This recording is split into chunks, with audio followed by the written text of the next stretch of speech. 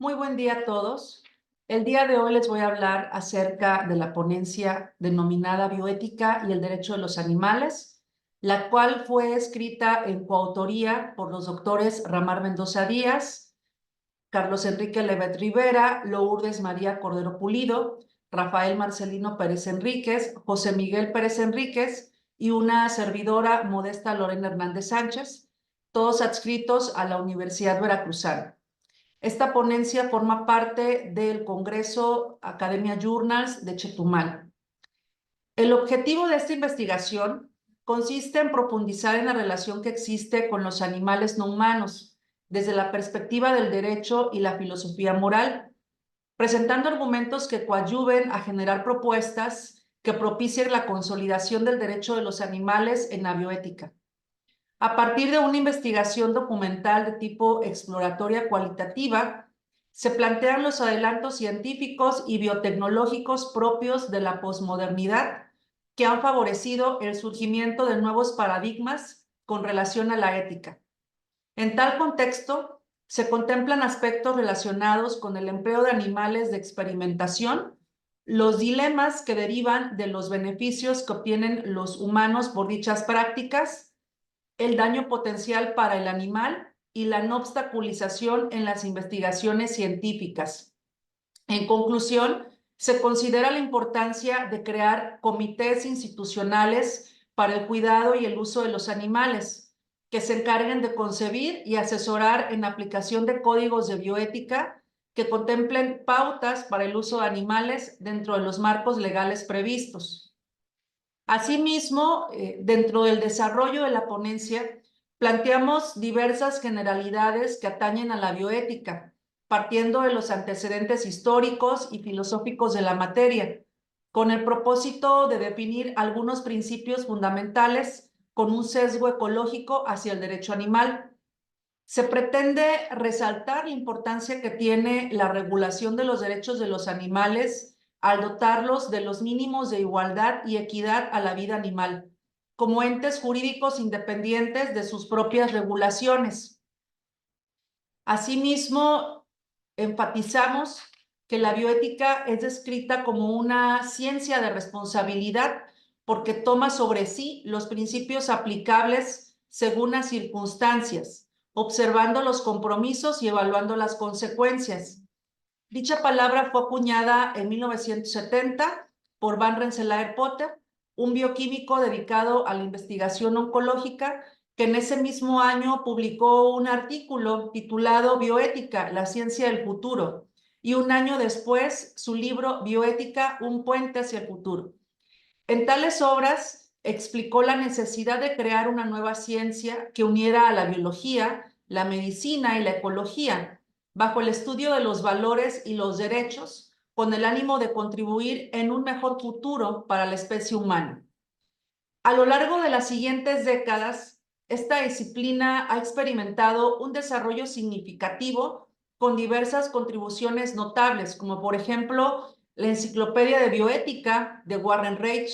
el libro de los principios básicos de bioética de Belchan and Children, los cuales han abordado a detalle diversos temas que plantean problemáticas que debe encarar la bioética.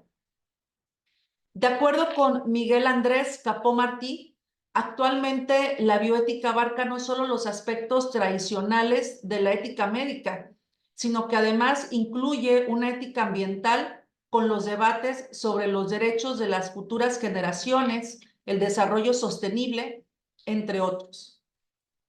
Cabe señalar que existen autores que no aceptan el término de bioética animal porque señalan que dicho término solo tiene relevancia en torno a la especie humana. Sin embargo, Miguel Andrés Capó Martí afirma que dicha terminología surge como consecuencia del reconocimiento de los derechos de los animales y por la sensibilización de los grupos de defensa de los animales. Cabe señalar también que los animales se acoplan al medio en el que viven. Por otro lado, el ser humano no se adapta a su entorno, sino que lo ajusta y lo justifica. Por ello, se supone que los seres humanos somos los responsables del desajuste del animal con su ambiente. En el punto que nos interesa, el artículo 3º de la Declaración Universal de los Derechos del Animal, establecida el 15 de octubre de 1978, manifiesta que ningún animal debe ser sometido a malos tratos y actos crueles, pero la realidad contrasta con esto. Autores como Juan Felipe Higuera Guimera argumentan que el bien jurídico debe centrarse en proteger las obligaciones bioéticas del ser humano hacia los animales, instando a tratarlos con benevolencia y evitar un maltrato físico, psicológico o su exterminio injustificado. Siguiendo con esa línea de argumentación, Basilio Baltasar señala que quizás todavía pasará bastante tiempo antes de que la protección de los animales encuentre una plasmación legislativa adecuada. Por ello, a algunos pensadores y expertos les ha parecido conveniente promover con más urgencia el reconocimiento legal de al menos los derechos más básicos de los animales, como por ejemplo los homínidos, es decir, los chimpancés, los bonobos, los gorilas y los orangutanes, que formarían la comunidad de iguales. Asimismo, el avance conjunto de la etología, que se refiere al estudio de la conducta animal en libertad, y la neurología, que comprende el estudio del funcionamiento del cerebro, han revelado la vida emocional con los animales, señalando similitudes en las estructuras cerebrales y neurotransmisores relacionados con las emociones en los cánidos, lo que sugiere que todos ellos pueden experimentar sentimientos, sentir placer o dolor. Esta capacidad de experimentar emociones los hace diferentes a los objetos inanimados, como las piedras o las máquinas, por ejemplo, que carecen de un sistema nervioso y por ende de la capacidad de sufrir. Por eso, desde esta perspectiva basada en la ciencia y la filosofía, se argumenta que los animales que sufren y sienten merecen ser considerados como objetos jurídicos de protección independientes, no solo en relación con los seres humanos, sino con las entidades suficientes para ser protegidas por la ley. De este modo, surge así la cuestión de hasta qué punto un trato es considerado como maltrato y cuándo crueldad. Actualmente, el Código Penal español ha señalado diversas pautas que están orientadas a señalar el equilibrio del bienestar y la libertad de los animales con la responsabilidad humana hacia ellos, buscando encontrar formas éticas de interactuar y cuidar de las demás especies con las que se comparte el planeta. Además, también se aborda que en la actualidad se distinguen dos tendencias. Por un lado, la de aquellos defensores de los derechos de los animales en sentido débil, es decir, que se ubica en el ámbito anglosajón y que hablan de los partidarios del bienestar animal, considerando que esta situación debe articularse a través de normas de protección que prevengan el trato cruel hacia los animales, superando la concepción actual de los mismos que se consideran como meros objetos de uso y explotación. Por ello, es necesario distinguir entre los usos esenciales enfocados a la investigación biomédica y los no esenciales enfocados hacia el espectáculo o la producción industrial, así como la permisión de aquellas prácticas con animales que entrañen un indiscutido y amplio beneficio a la sociedad.